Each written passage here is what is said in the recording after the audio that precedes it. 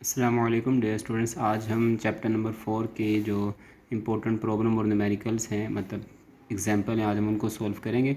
Number 1 हमारे पास देखें आज चैप्टर 4 की कौन सी प्रॉब्लम है हमारे पास है।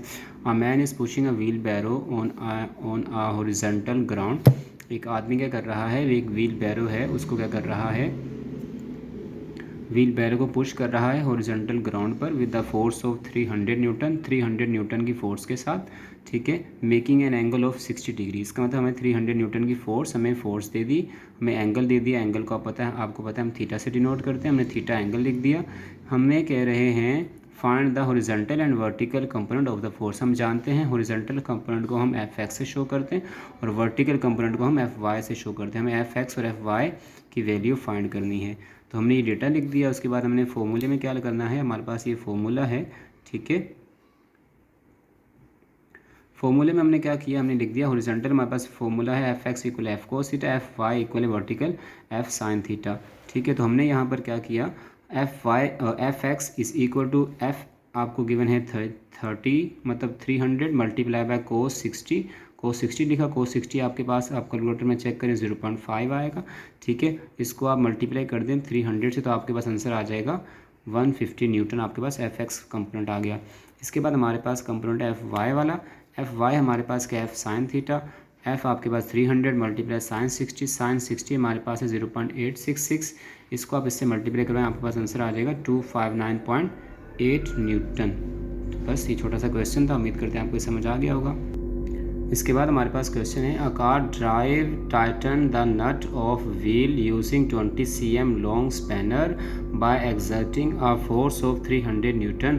हमारे पास एक कार ड्राइवर है, हमारे पास कार ड्राइवर वो क्या कर रहा है, नट टाइट कर रहा है, किसका, ठीक है, नट टाइट कर रहा है व्हील का। ठीक है, यूज़ कर रहा है। उसके बाद जो स्पैनर है, जो स्पैनर यूज़ करते हैं हम लोग नट टाइट करने के लिए, वो उसके पास है। तो वो उसके पास कितना है, 20 cm लॉन्ग है। ठीक है, वो जो वो फोर्स लगा रहा है वो फोर्स है 300 न्यूटन की, और 20 cm लॉन्ग वो स्पैनर है, मतलब उसकी लेंथ दे दी। अब इसको डी भी लिख सकते हैं, क्योंकि हमारे पास जो फॉर्मूला होता है टॉर्क का, हमें कह रहे हैं टॉर्क मालूम करें। टॉर्क का हमारे पास फॉर्मूला होता है tau equal F multiply by L या एफ इंटू डी। ठीक है, इसमें कुछ दोनों में से कुछ भी लिख सकते हैं, डी की जगह एल लिख दें, एल की जगह डी लिख दें। ठीक, अब हमारे पास के ये हमारे पास फॉर्मूला है। ठीक है, हमने क्या किया, इस फॉर्मूले में वैल्यू पुट कर दी। पहले हमने क्या किया, ये 20 cm है, हमने 20 cm को हमने चेंज किया मीटर में, क्योंकि हम जानते हैं हमारे पास जो क्या कहते हैं लेंथ की यूनिट है, हमारे पास एम के सिस्टम में मीटर होती है। तो हम क्या करेंगे, 20 को हमने डिवाइड कर दिया, हमने किसको, हमने 20 को हमने डिवाइड कर दिया है किसके साथ, 100 के साथ। तो हमारे पास देखिए 0 0 से कट जाएगा, और 10 हमारे पास है, 2 1 ज़ा 2, 2 5 ज़ा 10। तो हम 5, अगर हम 1 को अंदर रखें, हम 5 से डिवाइड करवाएं, हमारे पास आंसर आएगा 0.2।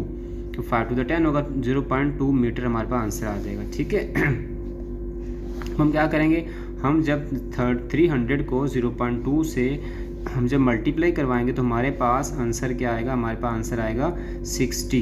ठीक है, 60 न्यूटन मीटर, क्योंकि हमें पता है टॉर्क की यूनिट है न्यूटन मीटर, फोर्स की यूनिट न्यूटन हो गई, और आपके पास लेंथ की यूनिट होगी मीटर, तो इसकी यूनिट होगी न्यूटन मीटर। इसके बाद हमारे पास नेक्स्ट इंपॉर्टेंट क्वेश्चन है, वो हमारे पास है horizontal and vertical component of a force. हमारे पास एक फोर्स है, उसके हॉरिजॉन्टल और वर्टिकल कंपोनेंट हमें गिवन है 4 Newton and 3 Newton respectively. Find the resultant force, हमें उसकी रिजल्टेंट फोर्स फाइंड करनी है, और हमें डायरेक्शन ऑफ रिजल्टेंट फाइंड करनी है। तो हमें यहाँ पर गिवन है ये रिस्पेक्टिवली, इसका मतलब हमारे पास एफ एक्स हमारे पास 4 न्यूटन है, और हमारे पास जो एफ वाई है वो हमारे पास है 3 न्यूटन।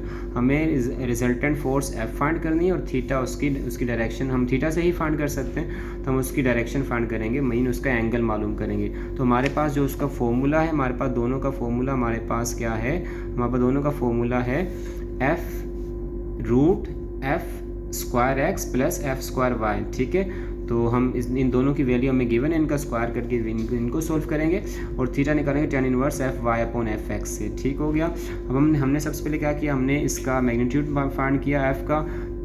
वो हमने कैसे किया, हमने इनकी वैल्यू पुट कर दी। हमारे पास एफ एक्स हमारे पास 4 है। ठीक है, हम यहाँ 4 पुट करेंगे।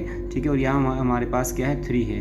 3 पुट करेंगे। 4 का स्क्वायर हमारे पास होगा 16, यहाँ 16 होगा, यहाँ हमारे पास क्या हो जाएगा 3 का स्क्वायर हमारे पास हो जाएगा 9। इन दोनों को प्लस करें तो हमारे पास ये आंसर तो सेम ही रहेगा 25, और 25 हमें पता है 5 का स्क्वायर होता है, तो हमें पता है कि यहाँ पे क्या होगा, ये हमारे पास 5 का स्क्वायर है, तो हमें पता है कि स्क्वायर से स्क्वायर रूट कट जाता है, तो ये कट जाएगा, तो हमारे पास इसका आंसर आ जाएगा, फोर्स आ जाएगी 5 न्यूटन, इसका मैग्नीट्यूड हमारे पास आ जाएगा। ठीक है, इसके बाद हमने क्या करना है, हमने इसका एंगल निकालना है। हम जानते हैं इसके एंगल का फॉर्मूला हमारे पास क्या है, F Y upon F X. तो हमारे पास जो एफ वाई है वो हमारे पास 3 है, एफ एक्स हमारे पास 4 है। ठीक है, इसका मतलब हमारे पास ऊपर हमारे पास 3 आएगा, नीचे हमारे पास आएगा 4। अगर आप इसको डिवाइड करवाएंगे 3 को 4 से तो आपके पास आंसर आएगा 0.75 आंसर आएगा। ठीक है, अब आप क्या करेंगे, आपने tan इनवर्स ले लेना है 0.5 का। ठीक है, इसका मतलब हम क्या करेंगे, tan इनवर्स ले लेंगे किसका, 0.75 का हम tan इनवर्स लेंगे, तो जो आपके पास आंसर आएगा, कितना आपके पास आंसर आएगा, थीटा आपके पास आएगा 36 डिग्री, कितने 36 पॉइंट समथिंग आपका आंसर आएगा। तो आपके पास जो थीटा है आपके पास वो 36 डिग्री। पॉइंट के बाद की कोई वैल्यू नहीं होती, इसलिए हम इतनी वैल्यू नहीं होती। ठीक है, तो मतलब अगर 5 से ज़्यादा हो वैल्यू तो हम एक इस तरफ शिफ्ट कर देंगे, यहीं से 37 भी कर सकते हैं। ठीक है, तो फिलहाल आप 35.3 या 2 कुछ भी लिख दें। ठीक है, क्योंकि मुझे एग्जैक्ट आंसर यही याद पड़ रहा है। ठीक है, थीटा आपके पास आ गया है 36.3 डिग्री। ठीक है, तो उम्मीद करते हैं आपको ये क्वेश्चन समझ आ गया होगा। थैंक यू, अल्लाह हाफिज़।